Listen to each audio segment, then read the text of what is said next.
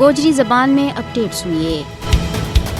کسی بھی ریاست کی یا بنیادی ذمہ داری ہے کہ وہ اکثریت کے نال اقلیتوں کا حقوق کی پاسداری کرے، انہاں کی جان، مال، عزت و آبرو اور دین نہ تحفظ فراہم کرے۔ اگر کوئی متشدد گروہ اس حوالہ نال اقلیتاں نہ تنگ کرے تو اس کے خلاف قانون و آئین کے مطابق سخت و سخت کارروائی عمل میں آنی چاہیے۔ بھارت کو آئین بھی اقلیتوں کا حقوق کا تحفظ کی ضمانت فراہم کرے، لیکن بھارت کی آزادی کا 75 سال بعد بھی اس اقلیتوں کا حقوق نہ غصب کر کے بھارتی حکومت نہ صرف بین الاقوامی قوانین بلکہ اپنا آئین کا نقاط کی مٹی پلید کر رہی ہے۔ بھارت میں اقلیتوں کی جان، مال، عزت و آبرو اور دین خیر محفوظ ہے۔ مودی کا ہندوستان میں نہ صرف مسلمان بلکہ دوسری اقلیت عیسائی، سکھاں، دلتاں اور بودھاں کے نال دوجا درجہ کا شہریاں آڑو سلوک کیے جا رہے ہیں۔ مودی کا دائیں بازو کی پالیسیاں نے بھارت کی نام نہاد جمہوریت کو اصل چہروں پوری دنیا کے سامنے بالکل ننگو کر کے رکھ دی تو ہے۔